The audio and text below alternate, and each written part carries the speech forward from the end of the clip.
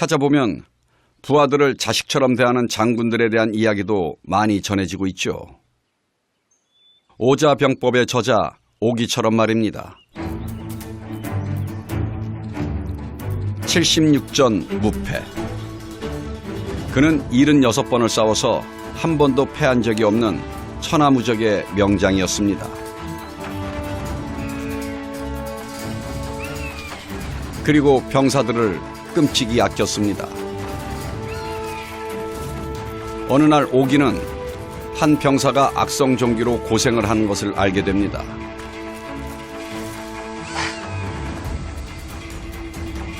오기는 무릎을 꿇고 앉아 직접 병사의 종기를 빨았습니다. 아마 역사상 병사의 독창을 입으로 빤 장군은 오기가 유일할 것입니다.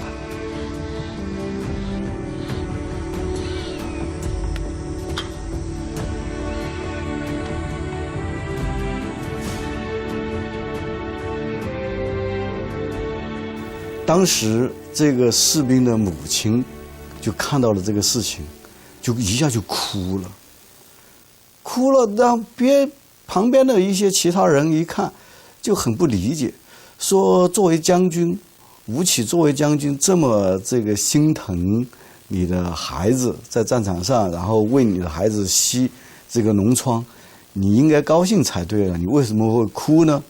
然后他妈妈就说了一番话，说吴起曾经也为这个士兵的父亲吸过脓疮，那么吸过脓疮之后呢，他父亲为了报答吴起的这样一种对他的爱惜，然后最后是在战场上奋不顾身英勇杀敌，最后死掉了。然后他说，现在吴起又为他儿子吸脓疮，那他也可以预见到他儿子将来在战场上也要被战死，也会这么样子像他父亲一样战死，所以这才是他哭的原因。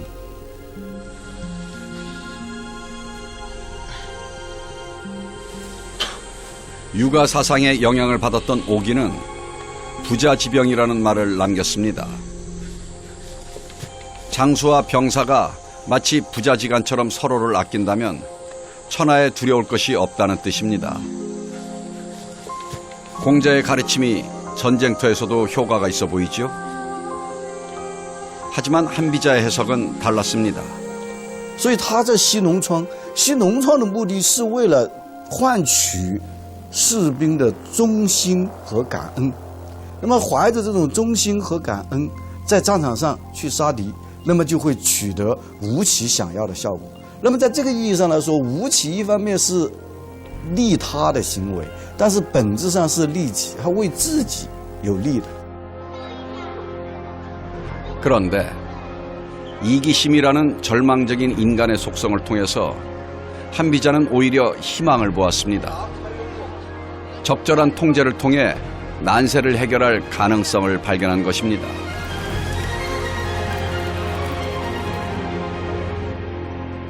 인간이 이기적이고 이해관계에 따라 움직인다면 한비자가 두 개의 칼자루라고 표현한 상과 벌을 활용해서 백성을 효과적으로 다스리는 것이 가능하다고 판단한 것입니다.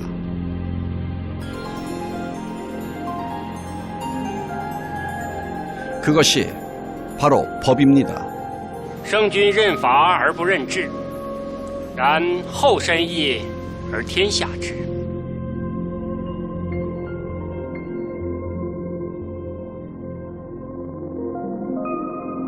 그렇다면 법을 효과적으로 적용하기 위해서는 무엇을 명심해야 할까요? 夫火烈，民望而为之，故贤死焉。 水懦弱，民遐而玩之，则多死也。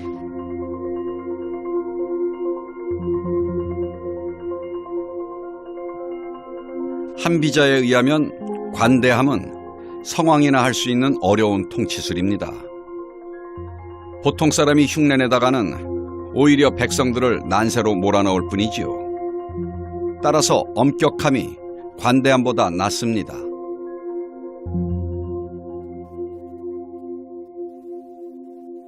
The idea that heavy punishments are effective, they don't necessarily foster love, they're not necessarily popular, but when people know that the punishments are very heavy, they avoid wrongdoing, whereas if they think the punishments are light, then maybe they'd be more inclined to take the risk of violating the law. This is a clear theme in Shang Junshu.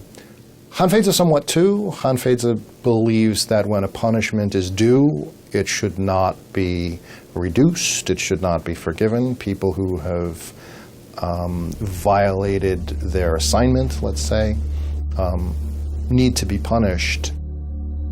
つまり刑罰の目的というものはこれは威嚇予防というそういうその特徴があると思います。で、いつ管理省は言ってますけれども、その泥棒をその処罰するのはこれはそのまだ泥棒してない人間を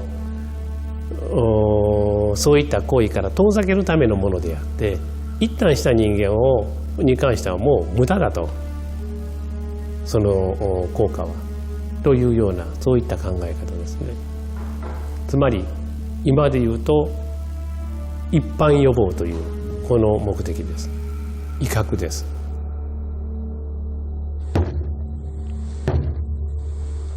따라서 형벌도 매우 잔혹했죠. 진나라에서 법가의 기초를 세운 상황이 집권하는 동안 매일같이 위수강변에서 처형이 이루어졌는데 한 번에 700명을 처형한 적도 있다고 합니다. 시체에서 흐른 피로 위수가 붉게 물들고 통곡소리가 천지를 울렸습니다.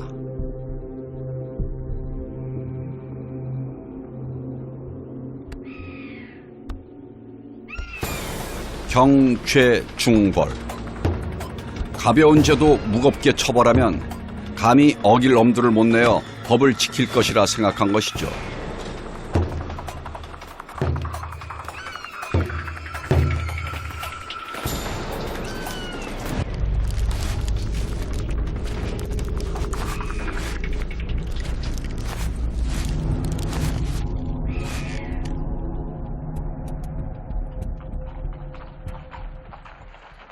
한 비자가 생각한 법 적용의 원칙은 엄격함만이 아니었습니다. 어느 날 초나라 장왕이 긴급히 태자를 불러들였습니다. 그런데 하필 그날따라 비가 내려 태자는 수레를 탄 채 궁 안으로 들어가려고 했죠. 하지만 초나라 법에는 내궁 안까지 수레를 타고 들어갈 수 없게 되어 있었습니다. 太子殿下，请下马。你难道让我堂堂太子殿搜随而至？太子殿下，这皇宫有皇宫的规矩，任何马车不得进入。我堂堂太子殿呀，谁管得了我？太子殿下，得罪了。你。 태자가 끝내 들어가려고 우기자 관리는 아예 수레를 부숴버렸습니다.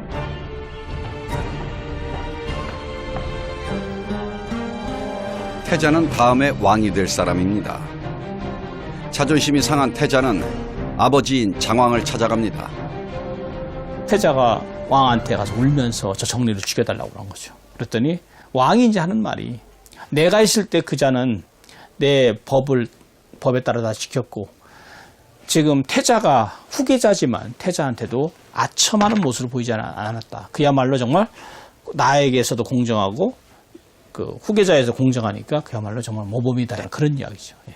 And this is just one of many episodes in the Han Feizi and many stories where the Han Feizi tells us and describes how law is the ultimate standard. The station of a person in social hierarchy doesn't play any role. Everybody is actually considered equal before the law. In some ways, this is a very attractive lesson. From the point of view of modern society, we really believe in equality. You know, whether it's the prime minister or an emperor of a state or, you know, somebody who cleans the toilets. everybody should be treated equal before the law. So this is a value we believe in. 法不阿贵，生不挠取。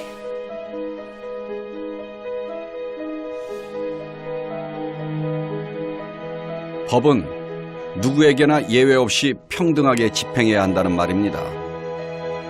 계급이나 존귀, 친소, 재산 등에 따라 적용 범위가 달라진다면 누구도 법을 지키지 않게 될 것입니다.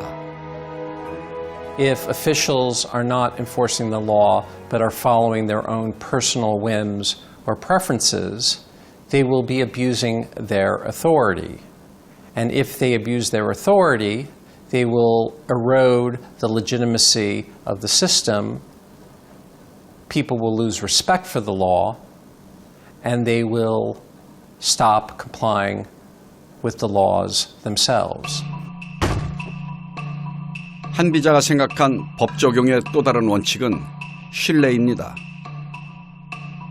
진나라의 법과 사상가 상항은 어느 날 도성 남문 앞에 약 10m 정도의 나무 막대기를 세우도록 합니다.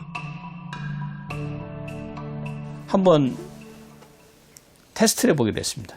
그래서 그 사람들이 저작거리에 다 모인 데서 나무 막대기를 세워놓고 이것을 저쪽 북문으로 옮기는 자에게는 누구든지 옮기면 10금을 주겠다라고 하니까 아무도 안 옮겼죠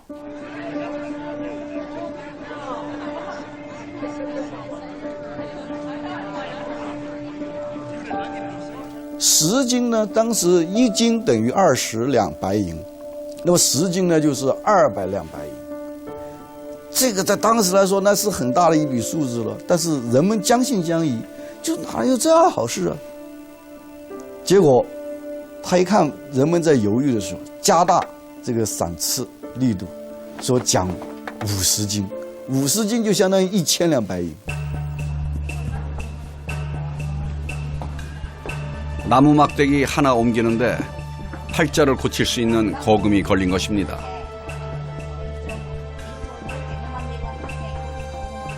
이때 어떤 할 일 없는 남자가 나무 막대기를 북문으로 옮깁니다. 뭐 어차피 그리 힘든 일도 아니니 믿져야 본전이라고 생각한 것이지요.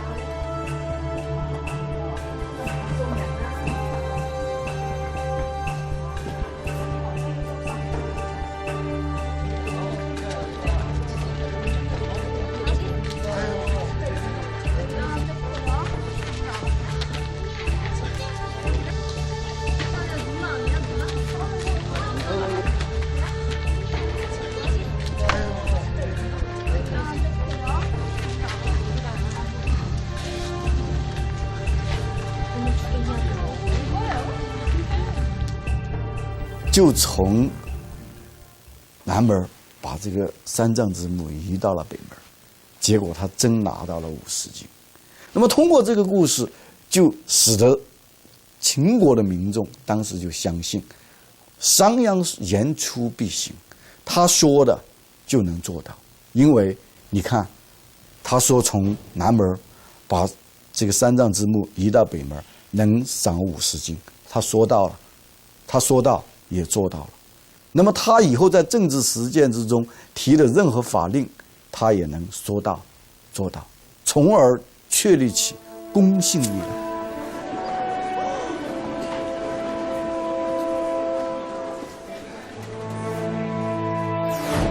엄격함,